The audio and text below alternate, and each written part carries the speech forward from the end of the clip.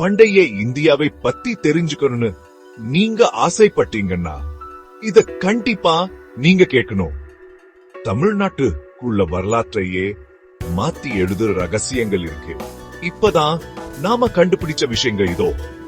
தமிழ்நாட்டுல கீடியில நடந்ததையும் பத்தி அகழ்வாராய்ச்சிகள் வரலாற்று ஆய்வார்களையே திகைக்க வச்சிருக்கு.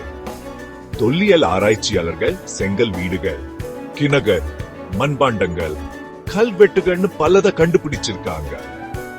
இது கிமு 300 ஆமண்டில் இருந்தே ஒரு மேம்பட்ட நகர் நாகரிகம் இருந்ததை காட்டுது. இங்க கிடைச்ச பொருட்கள், எழுத்து திரிவு, நகர் திட்டமிடல், தூர் தேசங்களோட வணிக தொடர்புகள் எல்லாத்தையும் வெளிப்படுத்துது. இன்னொரு ஆச்சரியமான விஷயம் என்னன்னா, தமிழ் உலகிலேயே ரொம்ப பழமையான மொழிகள ஒண்ணு. 2000 வருஷத்துக்கும் மேல பழமையானது, இன்னக்கும் தினமும் பேசப்படுது. தொல்காப்பியம் மாதிரியான பண்டைய நூல்கள் இலக்கணம், அறநிகள், சமூகம் பத்தி பேசுது. மற்ற செம்மொழிகளை போல இல்லாம் தமிழ் உயிருள்ளதா, செழிப்பா இருக்கு. வம்சங்களை பத்தி பேசுவோம்.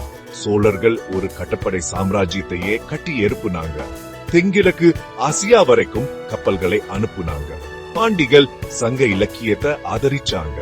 அதே சமயம் சேருக ரோம், எகிப்து, சீனா சூட வணிகம் செஞ்சாங்க. தஞ்சை பெரிய கோவிலை பாருங்க.